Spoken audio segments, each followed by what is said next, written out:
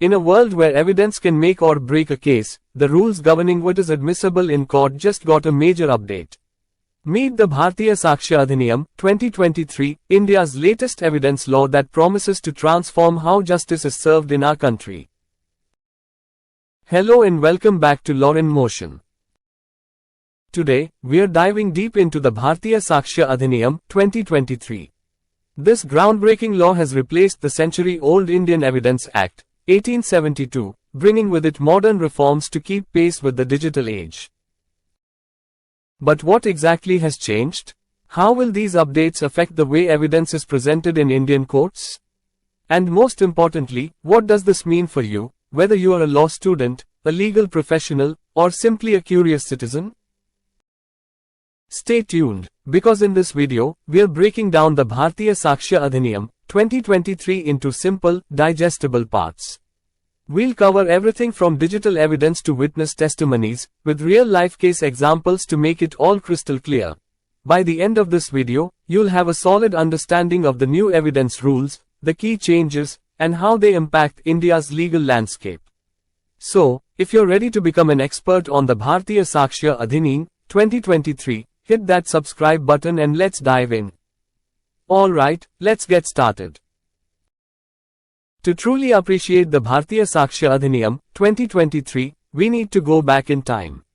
The Indian Evidence Act of 1872 was a landmark piece of legislation that laid down the rules for admissibility of evidence in Indian courts.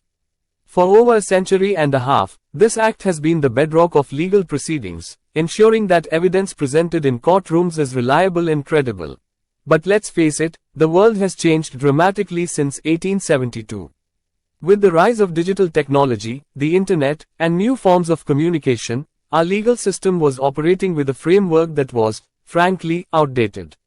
This gap between old laws and new realities highlighted the urgent need for modernization, paving the way for the Bharatiya Sakshya Adhiniyam, 2023. So, what exactly does the new Bharatiya Sakshya Adhiniyam aim to achieve? At its core, this new Evidence Act is designed to make our legal processes more efficient, transparent, and adaptable to the digital age. Let's break down its key objectives. One of the standout features of this new act is its focus on digital evidence. Now, courts can more readily accept electronic records like emails, WhatsApp messages, and even data from cloud storage as legitimate evidence. This is a game changer, especially in cases involving cybercrimes, online fraud, and digital defamation. Let's talk about some of the major updates introduced in the Bharatiya Sakshya Adhiniyam, 2023. Under the old act, proving the authenticity of digital evidence was cumbersome. Now, with clearer provisions, digital evidence like CCTV footage, emails, and even social media posts can be more easily admitted in court. The new act also revises outdated definitions, making them more relevant to modern-day scenarios. For instance, it expands the definition of document to include digital formats, thus acknowledging the digital shift in how we store information.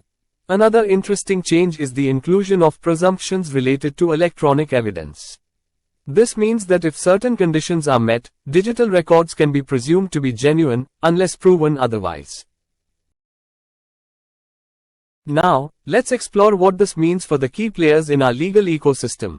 The Bharatiya Sakshya Adhiniyam makes it easier for judges to admit digital evidence without lengthy authentication processes, thus speeding up trials. For lawyers, this opens up new strategies for presenting and challenging digital records. The new provisions will help law enforcement agencies more effectively use electronic evidence in investigations, particularly in cases like cybercrimes and financial fraud. And for the common person, this act offers better protection of digital rights and privacy, by setting clearer standards for what counts as admissible evidence. You might be wondering, what pushed lawmakers to bring about these changes? Several landmark cases, like Anwar P.V. vs. P.K. Bashir, 2014, where the Supreme Court emphasized the need for proper certification of electronic evidence, played a crucial role. These cases exposed the gaps in our old legal framework and underscored the need for a more robust, tech-friendly Evidence Act. The Bharatiya Sakshya Adhiniyam, 2023 Act No. 47 of 2023. This act was passed on the 25th of December 2023, marking a significant step in consolidating the rules and principles of evidence in India. It aims to ensure fair trials by setting clear guidelines for the admissibility of evidence in courts. The Act came into force on the 1st of July 2024. Now, let's dive into the preliminary section of this Act and what it entails. The Act is officially titled the Bharatiya Sakshya Adhiniyam, 2023. It applies to all judicial proceedings conducted in or before any court, including courts martial. However, it does not apply to affidavits presented to any court or officer, nor to proceedings before an arbitrator. Let's break this down with an example. Imagine a high-profile military court trial. Under this new Act, the rules of evidence will be the same as those applied in regular courts, ensuring uniformity. However, if you're presenting an affidavit for a property dispute, this Act won't apply. The Bharatiya Sakshya Adhiniyam consolidates existing evidence laws, providing a modern framework for courts to ensure justice. It emphasizes fair trial principles, making sure evidence is handled ethically and transparently. This Act represents a significant update to the Evidence Act of 1872, reflecting modern legal standards and addressing the needs of a fair judicial process. The Act aims to streamline the judicial process by providing clear evidence rules. It reduces ambiguity in legal proceedings, thereby speeding up trials and ensuring quicker justice. Think about how many cases are delayed due to unclear evidence rules. With this new Act, the judiciary aims to cut down on these delays and provide swifter judgments. Now let's dive into the important definitions under Section 2 of the Adhiniyam. This section may seem dry at first glance, but trust me, understanding these definitions can give you a solid foundation in the legal world. When we talk about court, in legal terms, it's not just the judge sitting behind a bench. According to Section 2A, court includes all judges, magistrates, and even other individuals legally authorized to take evidence. This means anyone legally empowered to hear your case and take evidence, except arbitrators, falls under the definition of a court. So, remember, a courtroom isn't just a place, it's any legally authorized setup for justice. Now, let's move on to conclusive proof, defined in Section 2B. Imagine you are in court, and the law declares that one fact is the conclusive proof of another. What does this mean? Essentially, once a certain fact is proven, the court is required to accept another related fact as true without allowing any evidence to disprove it. For example, if the law says that a signed document is conclusive proof of a contract, no further evidence can be presented to argue against that contract's existence. Moving on, let's talk about the term disproved. Under Section 2C, this is used when a fact is either outright denied by the court or considered so unlikely that a reasonable person would not believe it. In simple terms, if the court finds enough evidence to believe a fact doesn't exist, or it's highly improbable, that fact is considered disproved.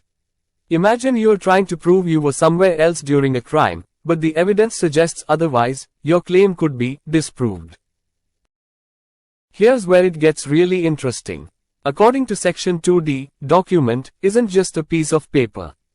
It covers anything recorded on any substance, whether it's letters, numbers, marks, or even digital formats. This includes printed text, photographs, maps, inscriptions, and yes, even emails and WhatsApp messages. Let's look at some examples. A handwritten note? Yep, that's a document. Printed flyers? Documents as well. A detailed map for your property? Definitely a document. An inscription on a stone monument? You guessed it, a document. And here's the big one, electronic records like emails, server logs, and even your phone's location data.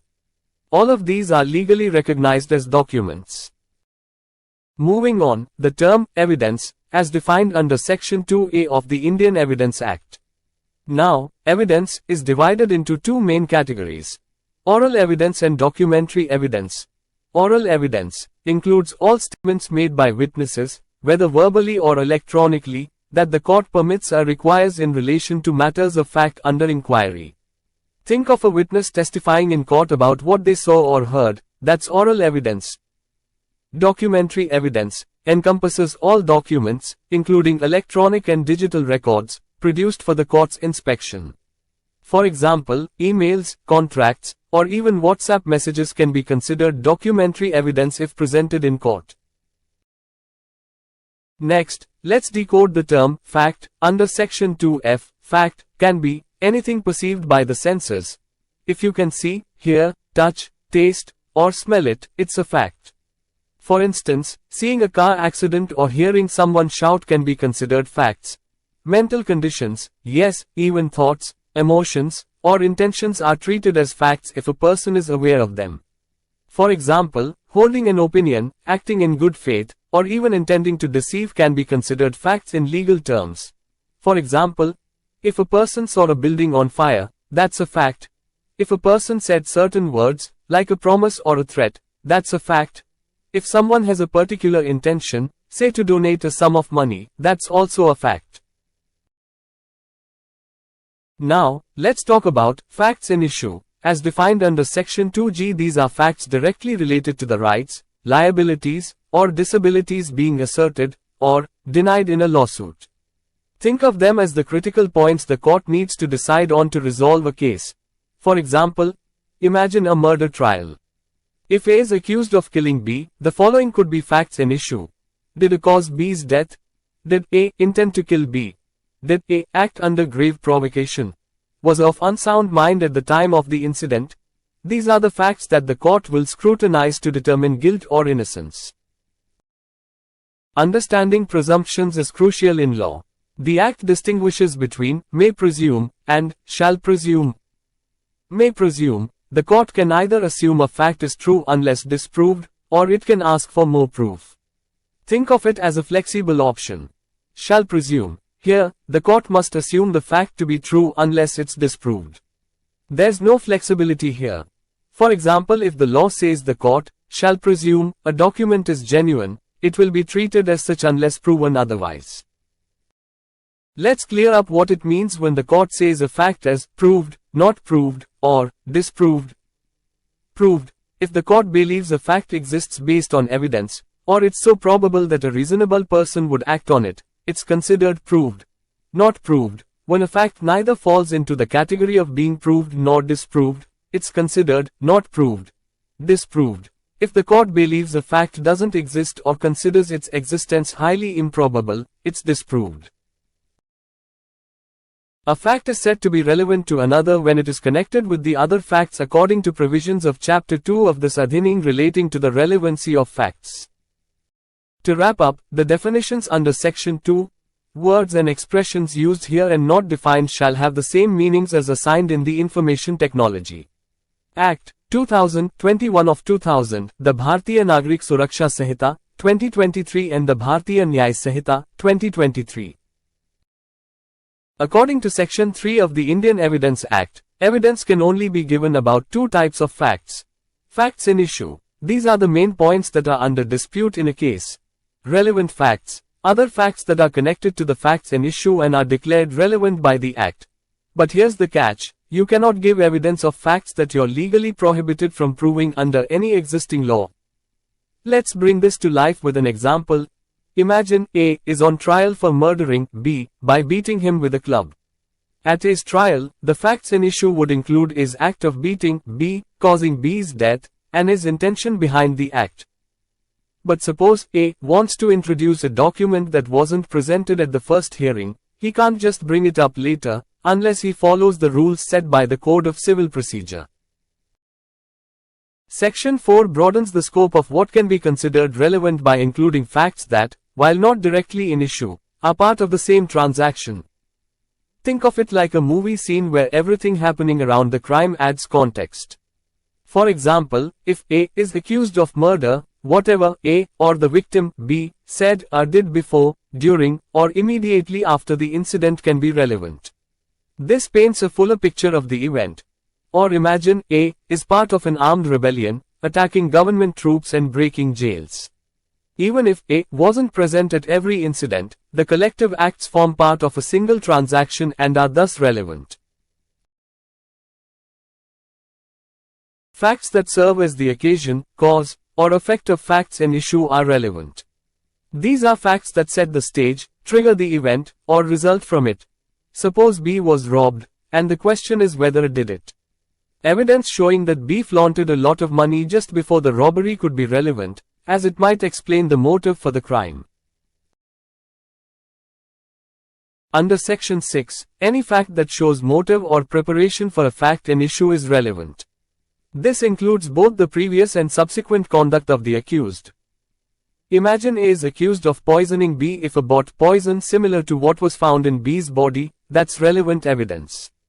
Or if A suddenly absconded after being warned that the police were looking for the criminal, that's also relevant to showing consciousness of guilt. This section allows facts that explain or introduce the main facts in issue to be presented in court. For example, the background context, the state of relationships, or events leading up to the crime can all be relevant. Let's say A is being tried for a riot. The fact that A was seen leading a mob, along with what the mob was shouting, helps explain the nature of A's involvement. Thus, it becomes a relevant fact. Section 8 deals with things said or done by conspirators in reference to their common design. Essentially, if two or more people are believed to have conspired together to commit a crime or a civil wrong, anything said, done, or written by one of them regarding their shared plan can be used as evidence against all of them. For example, imagine A is suspected of joining a conspiracy to wage war against the state. If B buys weapons in Europe, C collects funds in Kolkata, and D recruits people in Mumbai, all of these actions are relevant to prove the existence of a conspiracy. Even if A was unaware of these specific activities, they can still be held accountable because it's all tied to the same conspiracy. Moving on to Section 9, which explains how facts that are not directly related to the case can become relevant if they help prove or disprove a crucial point. Think of it as the court connecting the dots between seemingly unrelated facts to build a case. For example, if the question is whether A committed a crime in Chennai, but it's proven that A was in Ladakh on that day, that fact becomes relevant. It creates a reasonable doubt that A could have committed the crime, given the geographical distance. Now, let's talk about Section 10, which is crucial in cases involving claims for damages. Here, any fact that helps the court determine the amount of compensation is considered relevant. For instance, if someone sues for damages due to an injury, evidence about medical expenses, loss of income, and even the pain endured can help the court decide the compensation amount. Next, we have Section 11, which focuses on cases where the existence of a right or custom is in question.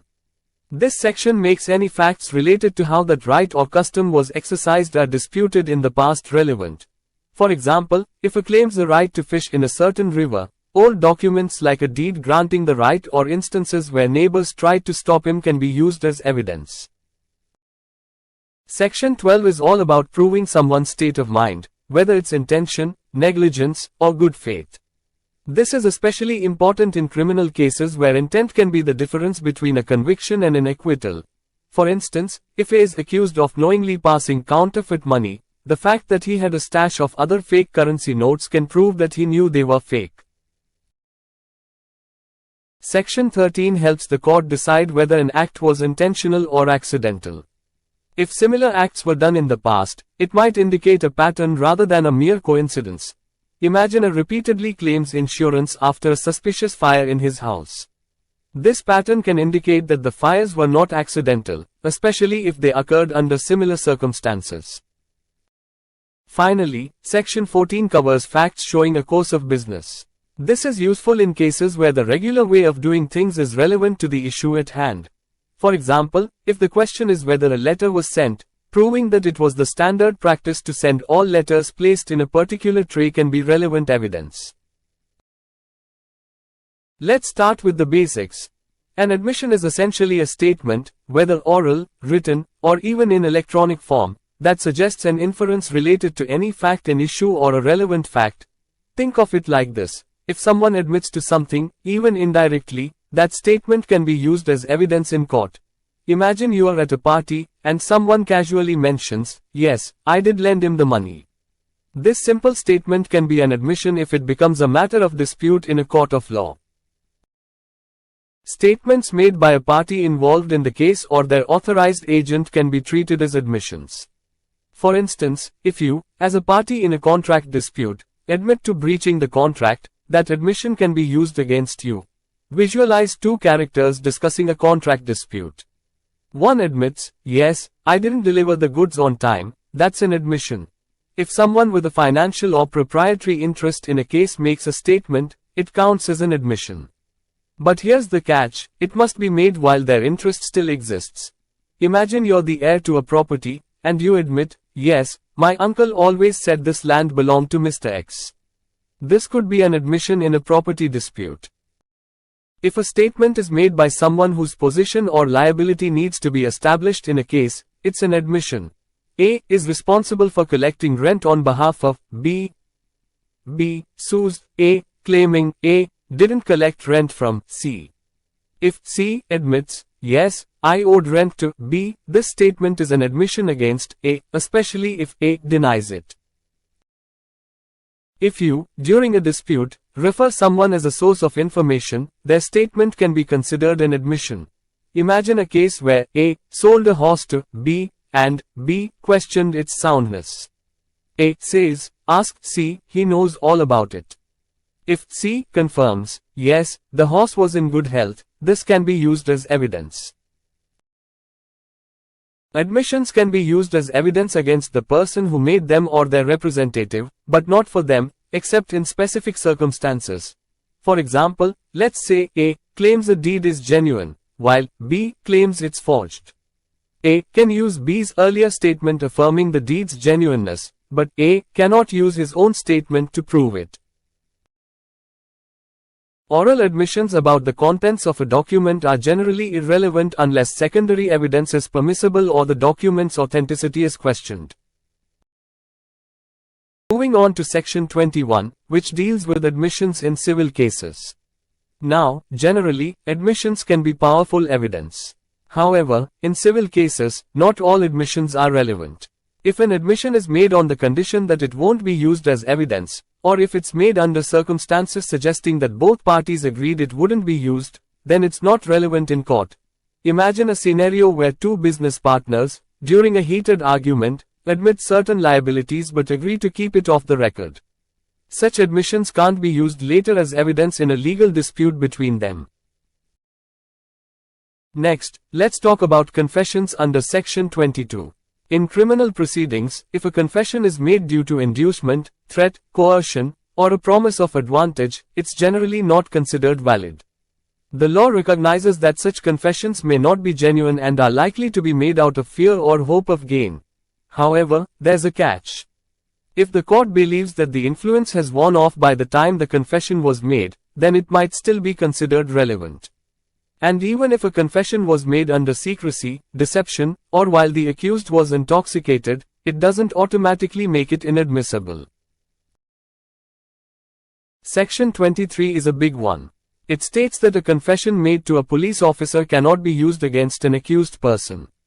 This is a protection given to prevent misuse of power by the police. However, there's an exception here too.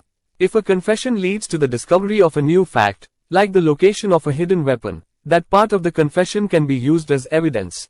Suppose an accused person tells the police where a murder weapon is hidden. Even though the confession itself isn't admissible, the discovery of the weapon based on that information can be. Now, let's discuss Section 24. This section applies when multiple people are being tried together for the same offense. If one person confesses, that confession can also be considered against the co-accused, but only if they are being tried jointly. Imagine A and B are on trial for theft. If A confesses, saying, B and I committed the theft, the court can take this confession into account not just against A, but also against B. However, if B wasn't on trial, A's confession wouldn't affect B. Finally, Section 25. It tells us that admissions are not conclusive proof of the matters admitted, but they can act as an estoppel. This means that once you've made an admission, you can't backtrack on it if it would harm the other party who relied on your admission. For example, if you admit in writing that you owe someone money, you can't later claim in court that you don't owe them anything. In legal proceedings, the court often relies on witnesses to establish facts. But what happens when a witness is unavailable? Section 26 of the Evidence Act addresses this by making statements from such individuals relevant in specific situations.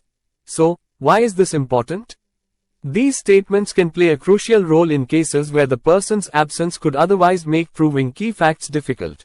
Let's break down some scenarios where these statements become relevant, using real-life examples to make them clearer. If someone makes a statement about the cause of their own death or the events leading to it, and they pass away soon after, their statement can still be relevant in a court of law. Imagine a person, A, who was injured in an accident and tells someone, "I was hit by B's car." If A passes away from those injuries, this statement can be used in a case against B. Statements made as part of business records can also be relevant if the person who made them is unavailable. If a doctor's note mentions the delivery date of a baby, and that doctor is no longer around, this record can still be used as evidence in a case concerning the child's birth date. Sometimes, people make statements that go against their own interest, like admitting they owe money or that they committed an offense. These statements can be used if the person is unavailable. If someone, A, admits in a letter, "I owe B $5,000, and I can't be found," this letter could still serve as evidence in a case involving that debt. Statements from people about public rights, customs, or matters of public interest made before any disputes arose are relevant. If a village headman who has passed away had stated, "This path has always been public," this statement can be used in a case about whether the path is a public way. Statements about family relationships by those who had direct knowledge, like a deceased parent mentioning their child's birth, are relevant too. If a father, before he passed, wrote to a friend, "I am proud to have a son, B," this could serve as evidence of their relationship in a legal dispute. Statements on family documents, like wills or family portraits, about relationships can also be relevant.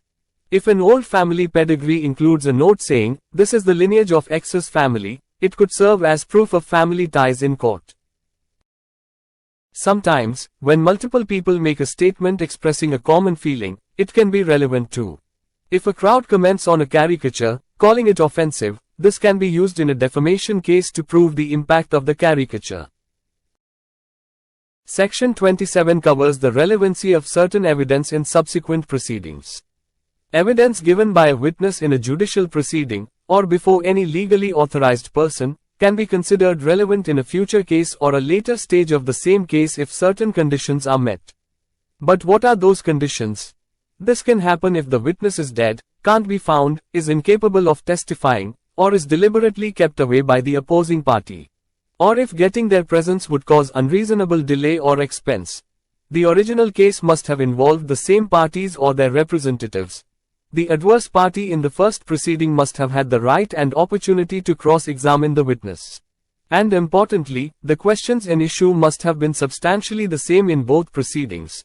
Imagine a witness testifies in a criminal case involving a theft. Unfortunately, by the time the appeal is heard, the witness has passed away. If the defense had a fair chance to cross-examine this witness during the original trial, their testimony could still be used in the appeal to prove certain facts. Moving on to Section 28. This section deals with entries in books of account. It states that, entries made in regularly kept books of account, even those in electronic form, are considered relevant. However, there's a catch: they cannot alone be used to charge someone with liability. For instance, let's say A sues B for 1,000 rupees and shows entries in his account books claiming that B owes this amount. The court will accept these entries as evidence, but it will still need additional proof to actually win the case. This means that while account entries are relevant, they aren't enough on their own to establish debt. Section 29 highlights that entries in public records or official books, like registers maintained by a government department, are relevant if they were made by public servants in the discharge of their official duties. In today's digital age, this also extends to electronic records. So, any fact stated in a public or official record, whether in paper or digital form, can be presented as evidence in court. Sections 30 to 32 cover the relevancy of other documents like maps and charts. Section 30, statements in government-issued maps are automatically considered relevant. Public Notifications Acts, Section 31. If a fact is stated in a central or state act, or an official notification, that statement can be used to prove the existence of that fact in court. Law Books Rulings, Section 32. Statements about the law found in published books, including digital formats, are relevant when a court needs to understand a foreign law or past court ruling. Section 33 emphasizes that when using parts of a statement or document as evidence, only the part necessary to understand its nature and impact should be presented. For instance, if a crucial statement is buried within a long conversation, only the relevant portion should be extracted for clarity. Section 34 prevents a court from taking cognizance of a case if there is already a judgment, order, or decree in place that bars a second suit or trial on the same matter. Think of it like a double jeopardy rule. Once a decision is made, the same issue can't be tried again. For instance, if a court has already issued a judgment regarding a property dispute, that same issue can't be retried in another court. Section 35 talks about final judgments in specific areas like probate, matrimonial, admiralty, or insolvency cases.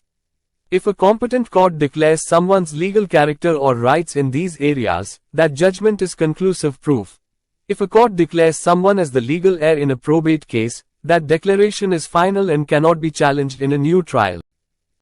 Moving on to Section 36, this section states that judgments related to public matters are relevant, but they're not conclusive proof. It's like saying, this judgment matters, but it's not the final word. Let's say there's a judgment about a public right-of-way over a piece of land. While it's relevant in another trespass case involving the same land, it's not the final proof that the right-of-way actually exists. Then we have Section 37, which tells us that judgments not covered under Sections 34, 35, or 36 are generally irrelevant unless they directly relate to a fact in issue. And finally, Section 38 allows parties to challenge a judgment by proving that it was obtained through fraud, collusion, or was issued by an incompetent court. If you can prove that a previous judgment was obtained by bribing the judge, that judgment can be declared invalid. According to Section 39, when a court has to form an opinion on a matter that requires specialized knowledge, like foreign law, science, art, or even the identification of handwriting or fingerprints, the opinion of a specially skilled person, known as an expert, becomes relevant. Let's break it down with some examples. Imagine a murder case where the cause of death is suspected to be poisoning. The court would rely on a forensic expert's opinion to determine if the symptoms match a particular poison. Or consider a case where someone's mental state is in question. An expert psychiatrist's opinion on whether the accused was of unsound mind at the time of committing the act can be crucial. So, in essence, if the court needs to form an opinion in a field that requires specialized knowledge, expert opinions are considered relevant facts. Moving on to Section 40. This section states that facts which are not otherwise relevant can become relevant if they support or contradict an expert's opinion. For example, if the question is whether someone was poisoned by a specific substance, the fact that other people poisoned by the same substance showed similar symptoms is relevant to support or challenge the expert's opinion. In other words, supporting facts can bolster the credibility of an expert opinion, or they can be used to cast doubt on it. Now, let's discuss Section 41, which deals with opinions related to handwriting. Here, the court considers the opinion of any person familiar with the handwriting of another individual. Imagine you receive letters regularly from a business associate. If there's a dispute about whether a certain letter was written by that associate, your opinion as someone familiar with their handwriting is considered relevant. This can also extend to a clerk or broker who frequently handles that correspondence. But it doesn't stop there. When it comes to electronic signatures, the certifying authority that issued the digital signature certificate plays the role of the expert. Section 42 brings in the concept of opinions on general customs or rights. When the court needs to form an opinion on customs prevalent among a significant class of people, it considers the opinions of those likely to know about such customs. Suppose there's a dispute about whether villagers have a customary right to use water from a particular well. The opinions of long-standing village elders would be relevant here. This section ensures that communal traditions are respected and taken into account in legal decisions. Next, Section 43 focuses on the opinions regarding usages, tenets, or the governance structure of a religious or charitable foundation. Here, the court may rely on the opinions of individuals with special knowledge in that specific area. If there's a disagreement over the customs followed by a religious sect, the opinion of someone who is deeply familiar with those practices becomes a relevant fact. Let's talk about Section 44, which deals with opinions on relationships. The court may consider the opinion of someone who, by virtue of family connections or close association, has special knowledge of a relationship between two people. Say there's a case questioning whether two people were married. The fact that they were generally treated as husband and wife by their community can be used as evidence of their marital status. However, this alone cannot prove a marriage under the Divorce Act or in certain criminal cases. Finally, we have Section 45, which covers the grounds upon which expert opinions are based. Whenever an expert's opinion is relevant, the reasons behind their opinion are equally important. A forensic expert may provide details about the experiments they conducted to determine the presence of a specific substance. This allows the court to assess the reliability of their opinion. First up, let's talk about civil cases. According to Section 46, your character is generally irrelevant in civil matters. What does this mean? It means that you can't use a person's character to prove or disprove any behavior that's being alleged against them. For example, imagine a defamation case where someone is accused of tarnishing another person's reputation. Here, whether the accused is known to be honest or deceitful is not relevant to the case unless it's already connected to facts that are otherwise relevant to the issue at hand. In short, your general character doesn't sway the judge or jury when it comes to civil disputes. The focus remains strictly on the facts of the case. Now, let's switch gears to criminal cases. Here, Section 47 plays a crucial role. In criminal proceedings, if you're accused of a crime, evidence of your good character is considered relevant. For instance, let's say someone is accused of theft, but they've been a respected member of the community with no criminal history. In this situation, their good character could be used as evidence to suggest that they are less likely to have committed the crime. This can sometimes make a significant difference in criminal trials, especially where there's little direct evidence linking the accused to the crime. But here's where it gets interesting. Section 48 introduces a safeguard in cases involving certain offenses, particularly those related to sexual crimes.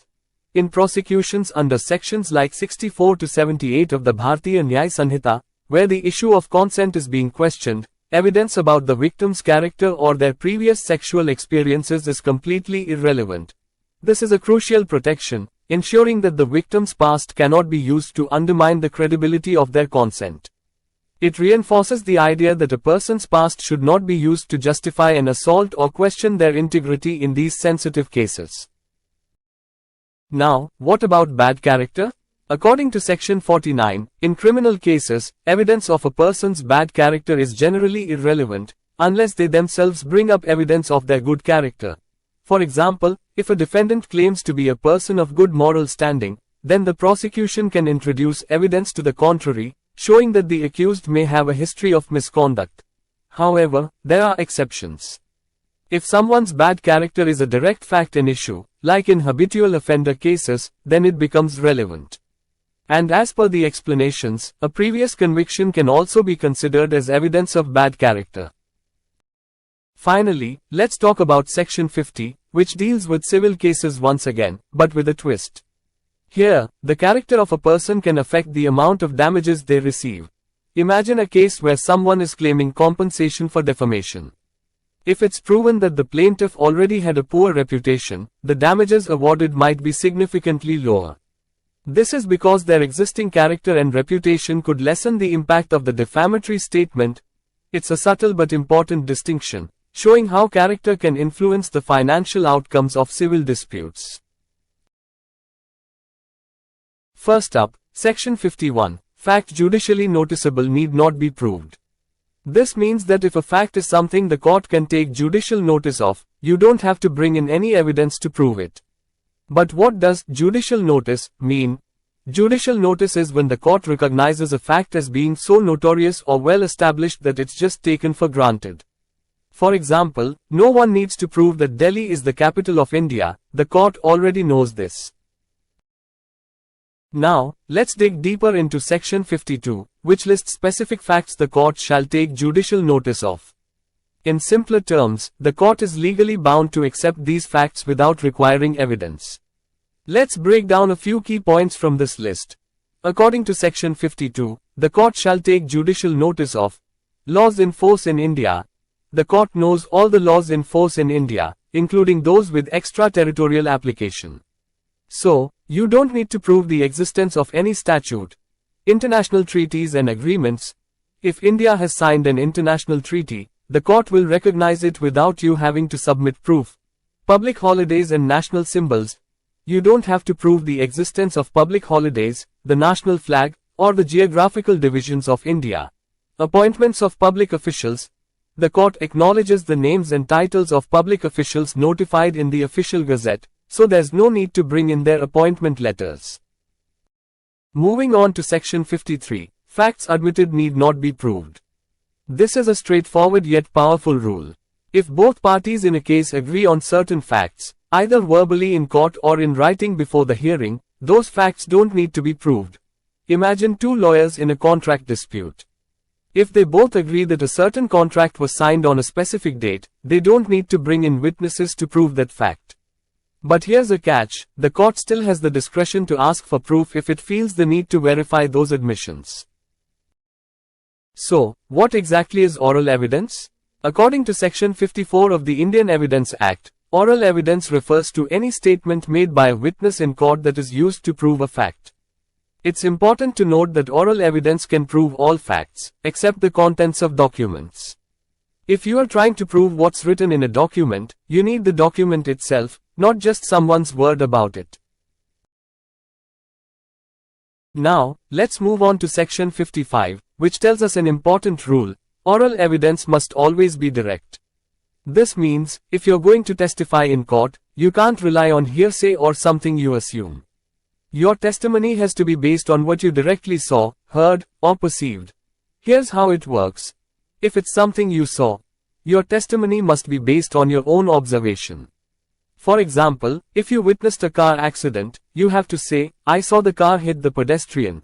If it's something you heard, your testimony must be about what you actually heard. For example, "I heard the defendant threaten the victim." If it's something perceived by another sense, maybe you smelled smoke before a fire broke out or felt the vibrations of an explosion. You can testify, "I smelled gasoline in the air before the fire started." If it's an opinion, let's say you are an expert witness, like a forensic doctor. Your opinion on a cause of death must be based on your expertise and observations. Now, there are two key exceptions, or provisos, to the rule that oral evidence must be direct. Let's break these down. Opinions from expert treatises. Sometimes, expert opinions are taken from books or treatises. The law allows these opinions to be used as evidence, but only if the author of that book is either dead, can't be found, or is otherwise unable to testify in court. For example, if an expert on medical conditions wrote a widely respected book, but that expert is no longer alive, you can present that book in court as evidence. Material things other than documents. If oral evidence refers to the existence or condition of a material thing, like a damaged car or a broken piece of equipment, the court can ask for that object to be produced for inspection. Think of it this way. If you are testifying about the condition of a murder weapon, the court might want to see that weapon in person rather than just relying on your description. Alright, let's start with the basics. When we talk about proving the contents of a document in a court of law, we have two main types of evidence: primary and secondary evidence. Primary evidence is straightforward. It refers to the original document itself, presented in court for inspection. The idea is simple: the original document is considered the best evidence because it's direct and unaltered. Let's break this down with some quick explanations. If a document is executed in multiple parts, each part is treated as primary evidence. If a document has counterparts, like a contract signed by different parties, each counterpart is primary evidence against the party who signed it. For documents created by a uniform process, like printing or photography, each is primary evidence of the others. And in the digital age, an electronic record or video recording stored in multiple locations is also considered primary evidence. Now, let's talk about secondary evidence. These are not the original documents but still admissible under certain conditions. Secondary evidence includes certified copies, copies made by mechanical processes, like photocopies, oral accounts by someone who has seen the original, written admissions and certain electronic records. So, how do we actually prove these documents in court? According to Section 59, whenever possible, documents should be proven by primary evidence. But there are exceptions when secondary evidence can be used, such as when the original is lost or destroyed. It's in possession of the opposing party who fails to produce it despite notice. The original is a public document, like a government record. The document is immovable or too cumbersome to bring into court. Let's start with Section 61. It makes one thing crystal clear: electronic records are just as legally valid and enforceable as any other type of document. So, whether it's a PDF file, an email, or a document stored in the cloud, it has the same weight in the eyes of the law, provided it meets certain conditions under Section 63. Now, here's where it gets interesting. Section 63 details the conditions under which electronic records are admissible. Let's break down these requirements. If any information stored or processed in a computer is printed, copied, or saved on any optical or magnetic media, it is treated as a document. To prove an electronic record, the law outlines 4 critical conditions. A. The record was produced during the regular operation of a computer or communication device by someone who had lawful control over it. B. The data was regularly fed into the system in the ordinary course of activities. C. The device was functioning properly during the relevant period. D. The information output matches the data fed into the system accurately. These points ensure that the data presented in court is reliable and hasn't been tampered with. Imagine a case where a company disputes an email exchange as evidence. The lawyer submits a printed email as proof. Under Section 63, as long as the email was stored in the company's regular email system, fed into the computer as part of its usual operations, and the system was working correctly, that printed email can be accepted as evidence. No need to produce the original digital version. Moving on to Section 64, which deals with notice to produce documents. If you want to present a secondary copy of a document, you generally have to notify the other party first. But there are exceptions. For example, if the original document is obtained by fraud or if it's already admitted by the other party, you can skip this step. First up, let's talk about proving handwritten signatures or handwriting. Section 65 of the Indian Evidence Act is all about this. If you're claiming that a certain document was written or signed by a particular person, you have to prove that it's their handwriting. How can you do this?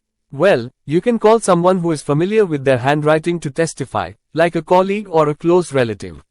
You can also use expert testimony, where a handwriting expert compares the disputed signature with a sample that's confirmed to be genuine. Now, let's move into the digital age. Section 66 focuses on electronic signatures. If someone claims that an electronic signature on a document belongs to a certain person, it needs to be proven. However, there's an exception here. If it's a secure electronic signature, it's considered reliable by default. For other electronic signatures, you'll need to bring evidence that it truly belongs to the person you are alleging. Now, let's discuss attested documents. This is crucial when it comes to legal papers like wills, contracts, or property deeds. Section 67 tells us that if a document needs to be attested by law, you must bring at least one of the attesting witnesses to court to prove that it was properly executed. But, what if the witness is unavailable? Section 68 comes to your rescue, allowing the document to be used as evidence, provided you can prove the attesting witness's handwriting. Imagine you have a registered lease agreement, but the attesting witness has moved abroad and is unreachable. Don't worry. If the other party doesn't deny the execution, you can use the registered document without the attesting witness. What if the party involved admits that they signed the document? Section 69 makes your job easier. If someone admits they signed an attested document, that admission alone can be enough proof against them, even if the document usually needs attestation. But what happens if the attesting witness denies seeing the document signed, or just can't remember it? Section 70 says you can still prove the document's execution using other forms of evidence. Think of it as a backup plan to make sure justice is served. Not all documents need to be attested, and Section 71 deals with these cases. If a document doesn't legally require attestation, you can prove it just like any regular, unattested document. Simple, right? Now, let's talk about comparing signatures, handwriting, or even seals. Section 72 allows the court to compare disputed handwriting or signatures with other samples that have already been proven genuine.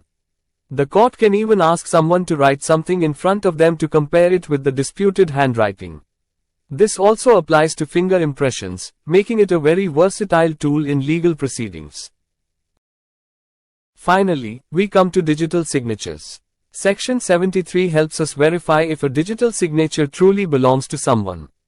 The court can ask the person, a certifying authority, or even the controller to produce a digital signature certificate. Alternatively, they can use a public key to verify if the digital signature matches the one on the document. This is especially important in today's digital world where documents are often signed online. Imagine you receive an important contract via email. Section 73 ensures that if you challenge the authenticity of a digital signature, the court can verify whether it's genuine. Let's start with the basics. What exactly are public documents? According to Section 74 of the Indian Evidence Act, public documents are essentially official records maintained by government authorities. Public documents include acts or records of acts by the sovereign authority, official bodies and tribunals, public officers of India or foreign countries, public records of private documents. So, think of public documents as the official paperwork created by the government, whether it's a law passed by Parliament, a judgment by the courts, or even a certificate issued by a government office. Now, if a document doesn't fall into any of the categories we just discussed, it's considered a private document under Section 74, too. These are your personal contracts, private letters, and basically anything not maintained by a public authority. Imagine you need to prove the content of a public document in court. Are you required to produce the original? Not necessarily. According to Section 75 of the Evidence Act, every public officer in charge of a public document must provide certified copies to anyone who requests them. Let's say you need a copy of a birth certificate for a legal case. The officer will give you a certified copy, which includes a statement confirming it's a true copy of the original. This copy will have the officer's name, official title, and a seal if necessary. These certified copies are legally recognized, meaning you can use them as evidence in place of the original document. It's a great way to protect the integrity of important records while making them accessible. Alright, you have a certified copy, but how do you actually use it in court? That's where Sections 76 and 77 come into play. According to Section 76, certified copies can be used to prove the contents of public documents. It's like having a backup that's just as good as the original. Ways to prove public documents: acts, orders, and notifications, certified by the department head or printed by government order, parliament or state legislature proceedings, proven by official journals or published acts, presidential or gubernatorial proclamations, verified through the official gazette. Each type of public document has its own way of being proven, but the key takeaway is that certified copies carry legal weight and are often sufficient for legal proceedings. But what if the document you're dealing with comes from a foreign country? Section 77 has you covered there too. You can prove the authenticity of foreign public documents by using certified copies, but with an added layer of certification. This ensures that even if a document originates from outside India, it can still hold up in court if properly certified. Let's start with Section 78. Imagine you're submitting a certified copy of a government document. According to this section, the court will presume it to be genuine if it appears to be certified by a government officer. This means you don't need to provide extra evidence to prove its authenticity. Pretty convenient, right? Pro tip: ensure that the document is in the proper format and signed by an authorized officer. The court will assume the officer held the official position when certifying the document. Moving on to Section 79, this presumption applies to records of evidence given in judicial proceedings. If you produce a record signed by a judge or magistrate, the court will presume that the document is genuine and that the statements in it were taken in accordance with the law. This is especially useful for records like confessions or witness testimonies. If a confession recorded by a magistrate is presented, the court presumes that it was taken correctly, making it easier to admit as evidence.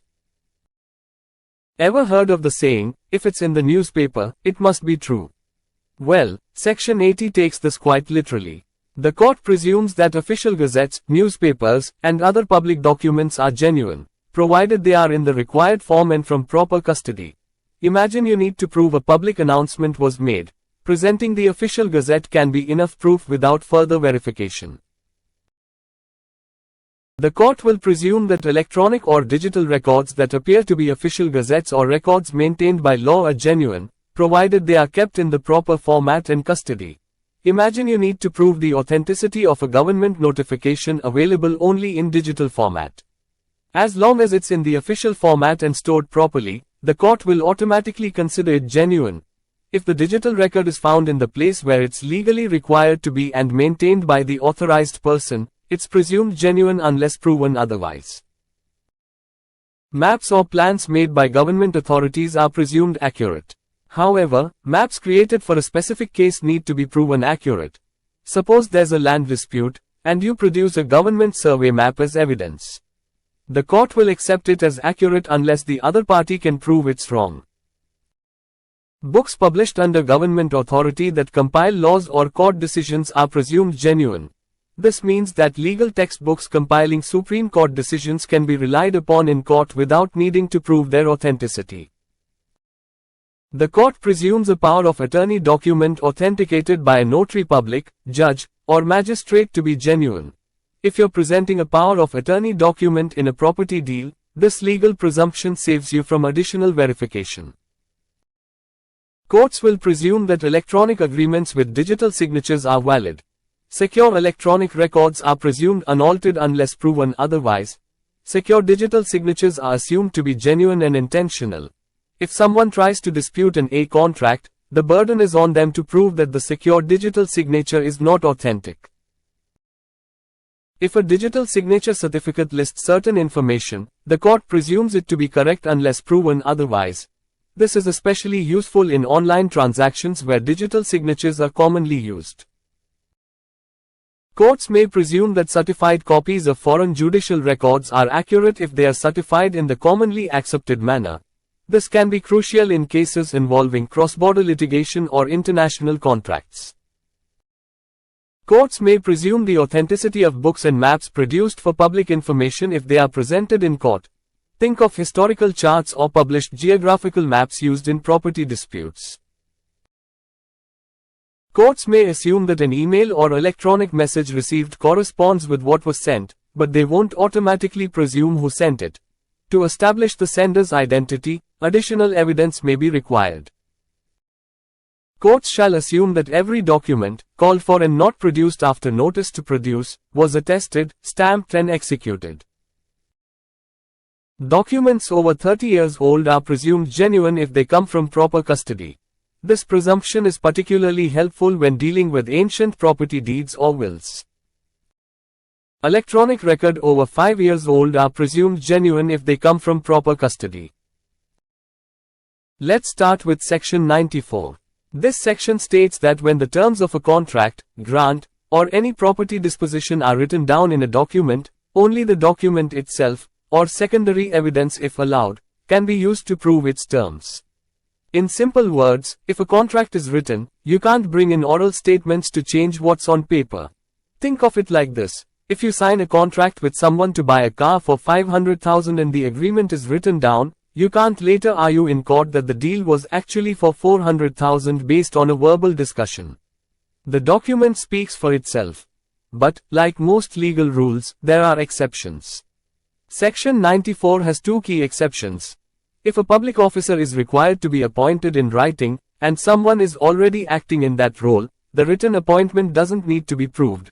Wills that are admitted to probate can be proved by the probate itself. For example, if someone is already functioning as a municipal commissioner, you don't need to prove the written order appointing them. Moving on to section 95, this section says you can't use oral evidence to contradict, change, or add to the terms of a written agreement. But there are certain exceptions. Proviso 1. You can prove facts that would invalidate a document, like fraud or coercion. Proviso 2. You can introduce a separate oral agreement on matters the written document is silent about, as long as it doesn't contradict the document. Let's say you have a written contract to lease a property, but you and the landlord had a separate verbal agreement that the rent would include maintenance charges. You can use oral evidence to prove this separate agreement. Let's make it clearer with some illustrations. You buy insurance for goods shipped from Kolkata to Visakhapatnam. If there's a clause in your written policy excluding certain ships, you can't prove verbally that a particular ship was excluded. Suppose you have a written agreement to pay someone 1,000 on a certain date. You can't claim there was a verbal agreement to extend this date unless it's part of a separate agreement that doesn't contradict the main contract. Think of it like a locked box. Once you've sealed the deal in writing, you can't unlock it with spoken words unless the key, the proviso, fits perfectly. Let's start with section 96, which states that if a document is ambiguous or unclear on its face, you can't use oral evidence to fix those ambiguities. For example, A agrees, in writing, to sell a horse to B for 1 lakh rupees or 1,50,000 rupees. The contract doesn't specify which one. Can we call in witnesses to clarify this? The answer is no. Oral evidence is not allowed to determine which price was intended. Let's take another example. If a deed contains blanks, you can't use oral evidence to fill in those blanks. The law assumes that written agreements are the final word. Next, let's look at section 97, which covers documents that are clear and apply accurately to the facts. If the language in a document is plain and straightforward, you can't bring in oral evidence to claim that it was meant to apply to different facts. Here's an example. A sells to B, by deed, my estate at Rampur containing 100 bighas. Now, if A tries to argue that he actually meant another estate in a different place, oral evidence won't be allowed to support that claim. But what if a document uses plain language that doesn't match reality? That's where section 98 comes in. If the document is clear but doesn't match any existing facts, you can use oral evidence to explain it. For example, A sells to B, by deed, my house in Kolkata, but it turns out A doesn't own a house in Kolkata. However, he does have a house in Howrah, which B has been using. Here, oral evidence can be used to show that the deed actually referred to the house in Howrah. Let's quickly go over a few more key sections. If the language in a document could apply to one of several people or things, oral evidence can help clarify which one was meant. For instance, if A agrees to sell my white horse to B, but A has 2 white horses, we can use oral evidence to show which horse was intended. If the document's language partially applies to one set of facts and partially to another, you can use oral evidence to clarify which set was meant. For example, A agrees to sell land at X in the occupation of Y, but either X or Y fits, but not both together. Oral evidence can resolve this ambiguity. When it comes to illegible or uncommon characters, technical terms, or abbreviations, oral evidence is permitted to explain their meaning. For example, if a sculptor agrees to sell all my mods, and mods could mean either models or tools, evidence can be given to clarify. Any persons who are not parties to a document, or their representatives may give evidence of any facts to show a contemporaneous agreement varying the terms of the document. For example, A and B make a contract in writing that B shall sell A certain cotton, to be paid for on delivery. At the same time, they make an oral agreement that 3 months' credit shall be given to A. This could not be shown as between A and B, but it might be shown by C if it affected his interests. Finally, Section 103 states that Chapter 6 shall not affect any of the provisions relating to construction of wills of the Indian Succession Act, 1925. Let's start with the basics. According to Section 104 of the Indian Evidence Act, the burden of proof refers to the obligation of a party to prove the facts they assert. If you want the court to rule in your favor, you must back up your claims with evidence. But who exactly carries this burden? Let's look at some examples to clarify. Suppose A accuses B of theft. Here, A must prove that B actually committed the theft. The burden of proof lies on A because he is the one making the accusation. Now, let's say A claims he owns a piece of land that B is currently occupying. A has to prove the facts that support his claim. Again, the burden of proof is on A. But what happens when there's no evidence presented on either side? That's where Section 105 comes into play. It states that the burden of proof lies on the person who would fail if no evidence was provided at all. For example, if A sues B for land that A claims was left to him by B's father, but no one presents any evidence, B would still keep the land since he's already in possession. So, the burden of proof is on A to prove his claim. Now, what if a specific fact is only known to one party? According to Section 106, the burden of proving any fact lies on the person who wants the court to believe in its existence. Let's say A is accusing B of theft and claims that B confessed to C. Here, A has to prove that this confession actually took place. On the other hand, if B claims he was in another city at the time of the theft, he must provide evidence to support his alibi. According to Section 107, the burden of proving any fact necessary to be proved in order to enable any person to give evidence of any other fact lies on the person who wishes to give such evidence. When it comes to criminal cases, things get even more interesting. If someone is accused of a crime, the law usually presumes their innocence. However, if the accused claims they fall under an exception, like self-defense, they must prove it. This is detailed under Section 108. For instance, if A is accused of murder but claims that he was mentally unsound at the time, A must prove his mental condition. The burden of proof shifts to A to prove the exception. Let's start with Section 109, which deals with facts that are especially within someone's knowledge. For instance, if you are caught traveling on a train without a ticket, the law doesn't expect the railway authorities to prove you didn't buy a ticket. Instead, the burden of proof shifts to you to show that you did have one. A person caught traveling without a train ticket needs to prove they had one. This concept prevents people from hiding behind unknown facts. If it's something only you would know, then it's up to you to prove it. Moving on to the intriguing question of life and death. Section 110 states that if a person was known to be alive within the last 30 years, the burden of proving they are dead falls on the person claiming so. Imagine a scenario where someone has disappeared, but was last seen 25 years ago. If someone claims this person is dead, they need to prove it.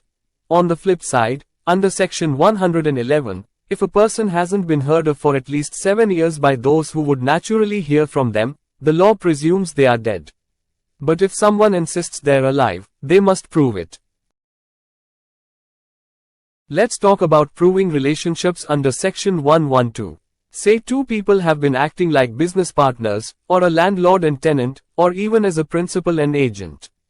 If someone claims that this relationship no longer exists, the burden of proof is on them.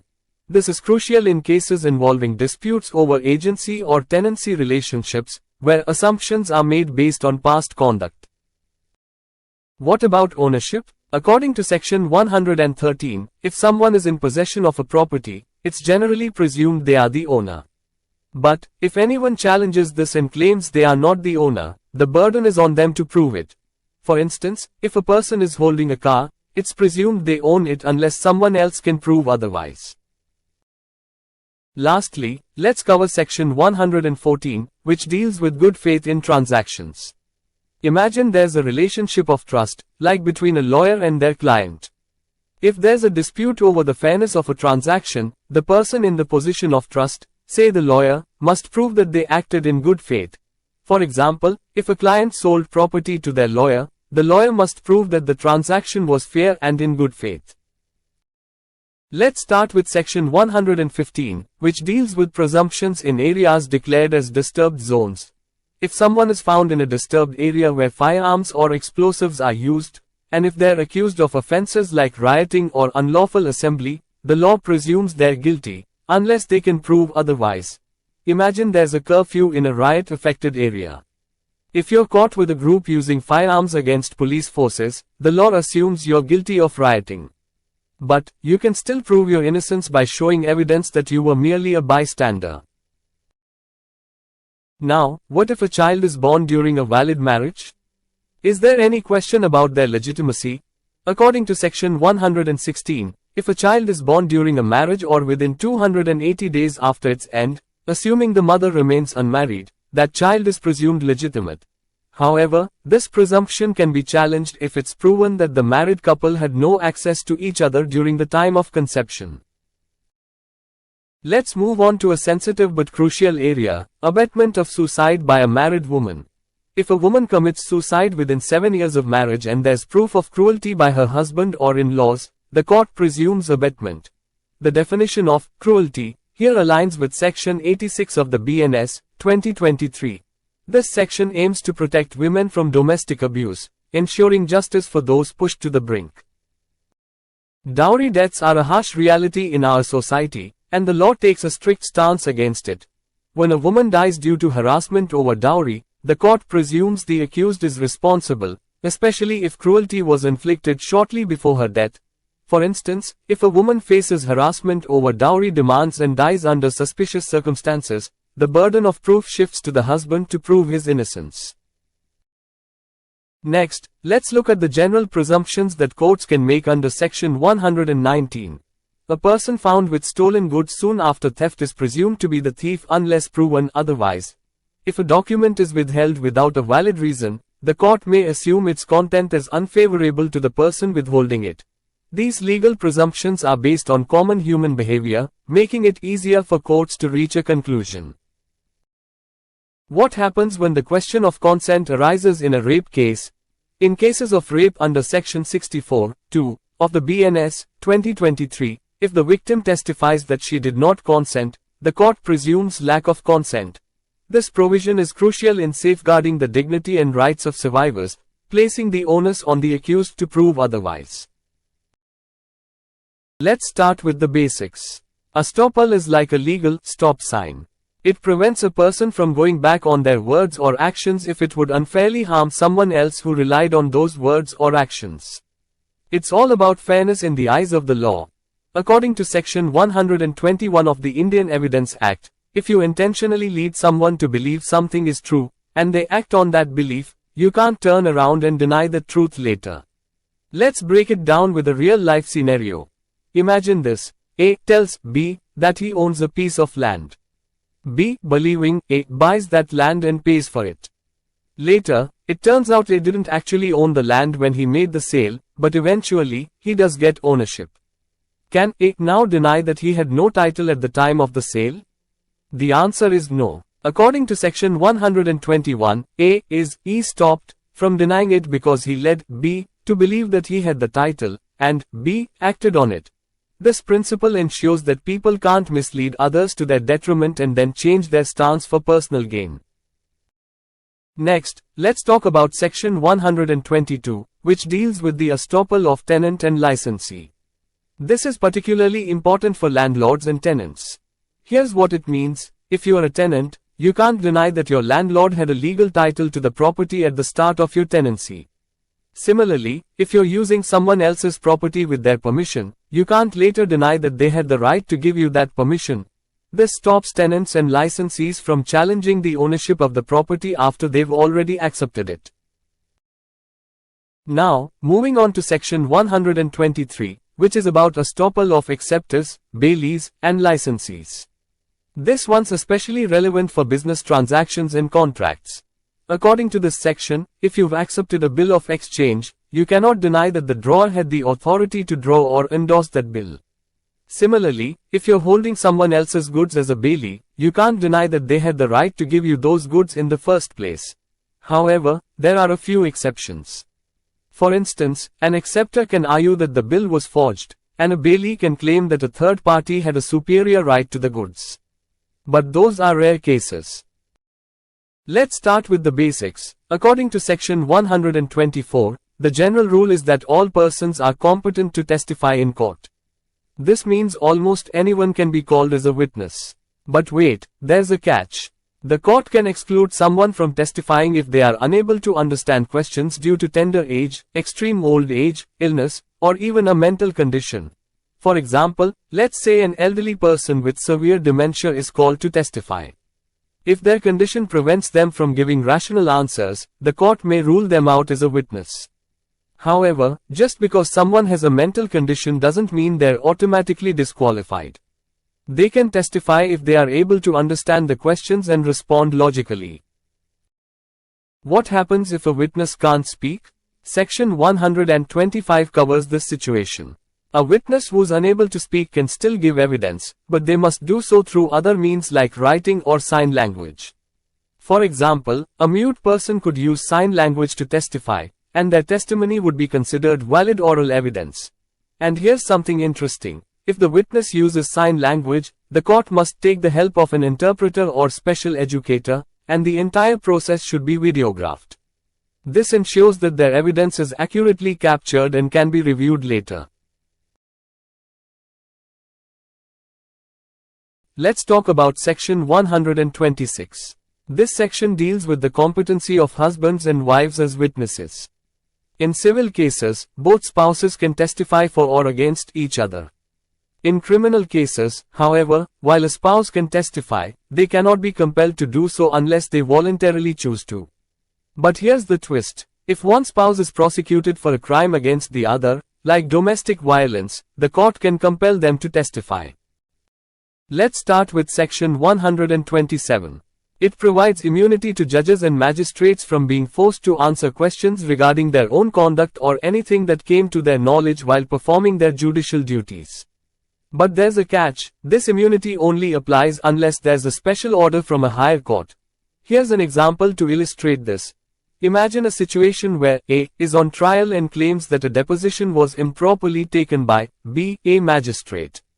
Can B be questioned about it? The answer is no, unless a superior court specifically orders it. In another case, A is accused of lying under oath before B, a magistrate. Can B be asked what A said?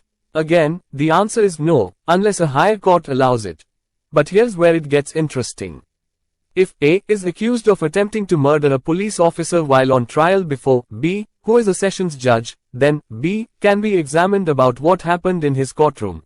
This section ensures that judicial officers are not unnecessarily dragged into legal disputes over their official duties, thereby protecting the integrity and independence of the judiciary.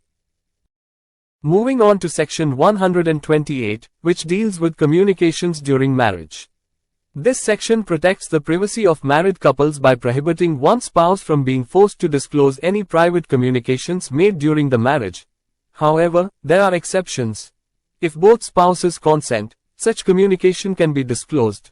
If the case involves a dispute between the married couple or if one spouse is being prosecuted for a crime against the other, the protection does not apply.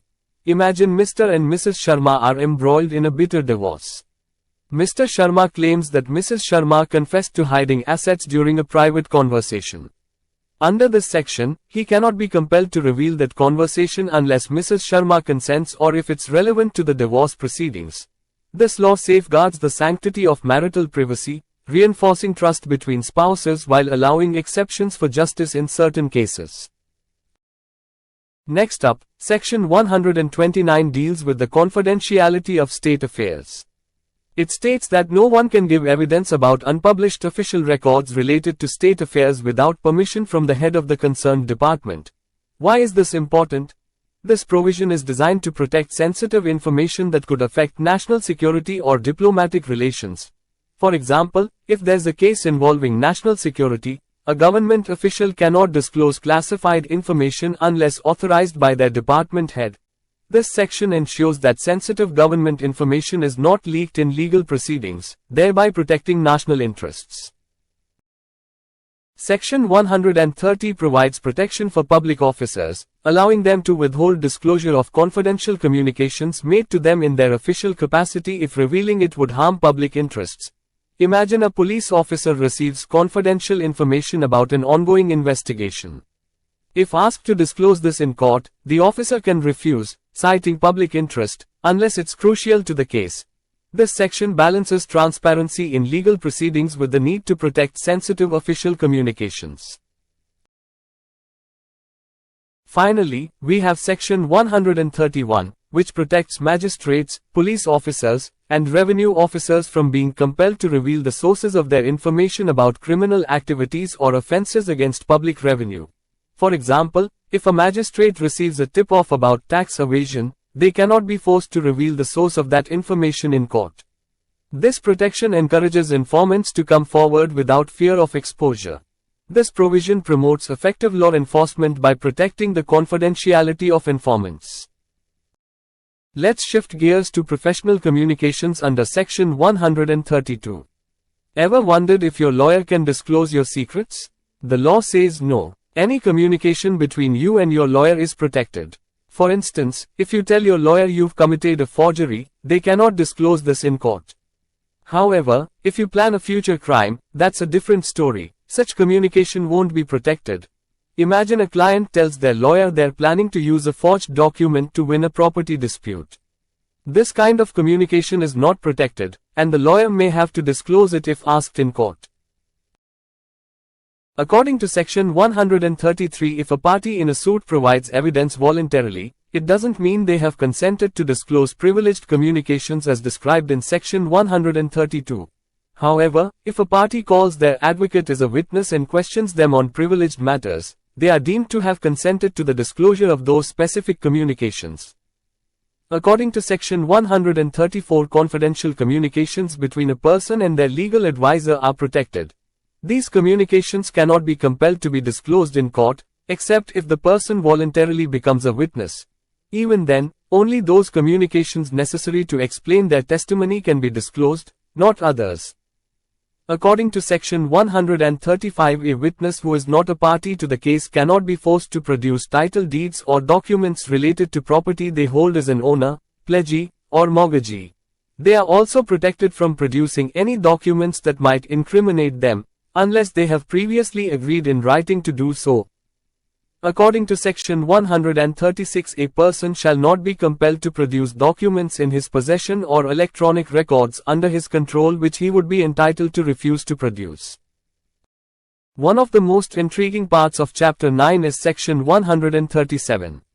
Can a witness refuse to answer a question because it might incriminate them? The short answer is no. Witnesses are required to answer even if it could incriminate them. However, there's a safeguard. Such answers cannot be used to arrest or prosecute them later, except in cases of perjury. Here's a question. Can an accomplice testify against a co-accused? Yes, they can. Section 138 states that an accomplice is a competent witness. However, their testimony needs to be corroborated by other evidence. This means that the court won't solely rely on the word of an accomplice unless there's additional proof to back it up. According to Section 139, no particular number of witnesses shall be required for the proof of any fact. First things first, how are witnesses brought in to testify? According to Section 140, the order in which witnesses are produced and examined is determined by the law and practice currently in place for civil and criminal procedures. But what if there's no specific law? In that case, it's all up to the discretion of the court. This gives judges a lot of flexibility to manage proceedings efficiently, ensuring that the process is fair for both sides. Next, let's talk about how evidence is admitted. Under Section 141, the judge plays a key role. Whenever either side proposes to present evidence, the judge may ask, "How is this relevant?" If the judge believes that the evidence is relevant, it's allowed. If not, it's rejected right away. But it gets even more interesting. Sometimes, one fact's relevance depends on another fact being proved first. The judge can either allow you to present the first fact or insist that the second fact be established first. Now, let's break down the types of examination a witness can go through. According to section 142, there are 3 stages. Examination in chief, where the party who calls the witness asks their questions. Cross-examination, where the opposing party gets a chance to question the witness. Re-examination, if needed, the original party can ask follow-up questions to clarify points raised during cross-examination. Finally, section 143 lays down the order. Witnesses must be first examined in chief, then cross-examined, and if necessary, re-examined. But here's an interesting twist. The cross-examination isn't limited to what the witness said in the examination in chief. Lawyers can explore other relevant areas too. Re-examination is usually limited to clarifying what was said during cross-examination. However, if new matters come up, the opposing party can further cross-examine on those new points. Let's kick things off with section 144. This section is all about witnesses who are summoned just to produce a document. Here's an interesting point. If someone is called solely to submit a document, they don't automatically become a witness. This means they can't be cross-examined unless they are explicitly called as a witness. For instance, if a company's employee is asked to produce company records, they can't be grilled about other matters unless the court decides to treat them as a full-fledged witness. Next up, we have section 145, which deals with witnesses to character. Character witnesses are those who testify about the character of a person involved in the case. Here, both cross-examination and re-examination are allowed. Let's say a witness is called to testify that the defendant is an honest person. The opposing counsel can cross-examine this witness to challenge the credibility of that statement. Now, let's talk about something you might have seen in courtroom dramas, leading questions. According to section 146, a leading question is one that suggests the answer that the questioner expects. Think of it like this. If I ask you, you were at the scene of the crime, weren't you? That's a leading question. Subsection 2 says that leading questions are generally not allowed during the main examination, also known as examination in chief, or during re-examination unless the court permits. However, subsection 4 makes an exception for cross-examination, where leading questions are permitted freely. This is because cross-examination aims to challenge the testimony of the witness and test their credibility. This is where lawyers get creative, using leading questions to expose inconsistencies in the witness's statements. Section 147 deals with situations where the evidence relates to documents. If a witness is giving testimony about a contract or property, they can be asked if the details are documented. If they confirm it is, the court may require that document to be produced before allowing any further testimony about its contents. Imagine a scenario where a witness says, "I have a contract proving my ownership." The opposing party can insist that the actual document be presented, rather than just relying on verbal claims. Moving on to section 148, this section is about cross-examining a witness on their previous written statements. A witness can be questioned about earlier written statements, but if the aim is to contradict their current testimony, the specific parts of the previous statement must be pointed out to them first. Imagine a witness who wrote one thing in their affidavit but says something different on the stand. The lawyer can challenge them using that affidavit, but only after drawing their attention to the specific conflicting statement.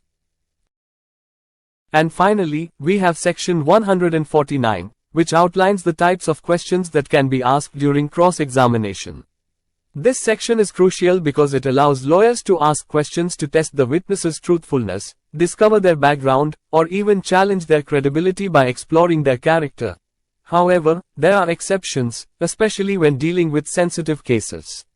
For example, questions about a victim's general moral character or past sexual experience are not permitted in cases involving sexual offences as per the Bharatiya Sakshya Adhiniyam, 2023. Let's kick things off with section 150. This section tells us that if a question relates to a matter relevant to the case, then the witness is generally compelled to answer, based on the rules set out in section 137. In simple terms, if the question is relevant, the witness must answer it. This means, if the information could directly impact the outcome of the case, the court expects the witness to respond. Now, what if the question isn't directly relevant to the case but could damage the witness's credibility? This is where Section 151 comes into play. The court has the power to decide whether a witness should be forced to answer questions that don't seem directly related to the case. Let's say a lawyer asks a witness about their past criminal record, which isn't relevant to the current case. The court will decide if answering this question could unfairly damage the witness's reputation. If the truth behind the question could seriously affect the court's opinion of the witness's credibility, the question is allowed. If the issue is too old or insignificant, the court may decide it's not worth tarnishing the witness's character. Balancing importance. If the accusation is too damaging compared to the witness's role in the case, the question may be deemed improper. Witness refusal. If the witness refuses to answer, the court can infer that the answer might be unfavorable to them. Have you ever wondered if lawyers can ask anything they want? Section 152 sets a limit on that freedom. Lawyers must have reasonable grounds to ask a question that could harm a witness's reputation. If an advocate hears from a reliable source that a witness has a criminal background, this justifies the question. If a lawyer asks a witness randomly about being a dacoit without any evidence or prior knowledge, it's considered groundless. What happens if a lawyer asks an offensive question without any basis? Enter Section 153. The court can report the advocate to the High Court if they ask questions without reasonable grounds. This acts as a safeguard against misuse of power by advocates. Picture this. A lawyer starts asking a witness about their private life, something totally unrelated to the case. Can the court allow it? According to Section 154, the court can stop any indecent or scandalous questions unless they are crucial for the case. Questions about someone's personal relationships might be off limits unless they directly affect the case. Finally, we have Section 155, which is all about maintaining the decorum of the court. The court will not allow any questions that are intended purely to insult or annoy the witness. Even if the question is somewhat related to the case, it should not be needlessly offensive. Let's start with Section 156, which is all about excluding evidence meant to contradict a witness's answers during cross-examination. According to this section, if a witness is asked a question that only aims to test their credibility, by possibly damaging their character, no further evidence can be brought to contradict their answer. For example, if a witness is asked about a previous dishonest act and denies it, you cannot bring evidence to prove otherwise. However, if the witness is found lying, they can later be charged with giving false evidence. But there are crucial exceptions to this rule. If a witness denies having a criminal past, evidence of their previous conviction can be introduced. If a witness claims to be impartial but denies a known bias, like a family feud, evidence can be introduced to contradict their statement. Let's say a witness denies having a family feud with the accused. Here, you can introduce evidence proving that such a feud exists to question their impartiality. Usually, cross-examination is done by the opposing party, right? But Section 157 gives an interesting twist. If the court allows, even the party that called the witness can ask questions as if they were cross-examining them. This is particularly useful if the witness starts giving unexpected answers. Now, let's talk about how a witness's credibility can be challenged under Section 158. There are three main ways to impeach a witness's credit. By calling others who testify that the witness is untrustworthy. By proving that the witness was bribed or corrupted. By showing inconsistencies between the witness's current testimony and their past statements. Imagine a witness, C, testifies that he saw the accused committing the crime. But previously, he said he wasn't sure who did it. In such a case, you can bring up his prior inconsistent statement to challenge his credibility. Sections 159 and 160 allow witnesses to be questioned about other details to strengthen their testimony. This can include earlier statements that align with their current testimony, helping to corroborate their account. Moving on to Section 161, this section is all about challenging or supporting statements. Let's say a witness's statement is relevant under Sections 26 or 27, like a confession made to the police. Here, any related facts can be proved to either contradict or support the statement. It's like pulling a thread on a sweater. Once you start, you can either unravel the whole story or make it stronger. Next, we have sections 162 and 163, which cover something fascinating: refreshing a witness's memory. Imagine a doctor who's testifying about a surgery they performed years ago. They can refer to their medical notes to refresh their memory, but only if those notes were made at the time of the surgery or shortly after. And it gets even better. Under section 163, a witness can testify to facts recorded in a document, even if they don't remember the details. For example, a bookkeeper can vouch for entries made in business records, as long as they were regularly kept and accurately maintained. It's like having a cheat sheet that's legally allowed. But what if the opposing side wants to see those notes? Section 164 gives them that right. Any document used to refresh a witness's memory must be shown to the other party if they ask for it. They can even cross-examine the witness on it. So, there's no hiding behind secret documents here. Now, let's talk about section 165, which deals with producing documents in court. Picture this: a witness is summoned to bring a crucial contract, but they object, saying it's confidential. The court can still order them to bring it in. However, the court will review whether the objection is valid. If the document involves state secrets or sensitive information, the court can choose not to inspect it. It's a delicate balance between transparency and privacy. Sections 166 and 167 address a tricky situation. If you've asked the other side to produce a document, and they do, you must use it as evidence if they insist. But if they refuse to produce it, they can't use it later to counter your evidence unless you agree. It's like a legal game of gotcha. Section 168 empowers judges to ask any question they need to uncover the truth. Imagine a judge stopping everything to ask the witness a direct question. It can change the course of a trial. But remember, even judges have limits. They can't force answers that would infringe on rights under sections 127 to 136, like lawyer-client privilege. According to section 169, a court will not order a new trial or overturn a verdict just because of the improper handling of evidence, if, and this is important, there is enough other evidence to support the decision. This means the court looks at the bigger picture. Let's say the court admitted a piece of evidence that shouldn't have been allowed. The judge will ask, without that evidence, is there still enough proof to justify the decision? If the answer is yes, the original decision stands. Now, what if the opposite happens? Suppose critical evidence was wrongly excluded from the trial. The court will then consider, if this evidence had been admitted, would it have changed the outcome? If the answer is no, the decision remains unchanged. The purpose of section 169 is to prevent unnecessary delays in the justice system. The courts prioritize substantial justice over procedural technicalities. It's a practical rule to ensure that minor errors don't derail the entire trial process. Finally, according to section 170, the Indian Evidence Act, 1872 is repealed, and if there is any application, trial, inquiry, investigation, proceeding or appeal pending, then, such application, trial, inquiry, investigation, proceeding or appeal shall be dealt with under the provisions of the Indian Evidence Act, 1872. Wow, that was quite a journey into the world of evidence laws, wasn't it? The Bharatiya Sakshya Adhiniyam, 2023 is definitely a game changer, modernizing the way we approach evidence in Indian courts. But remember, this law is just the beginning of the conversation. The real impact will be seen in how it's implemented and interpreted in our legal system.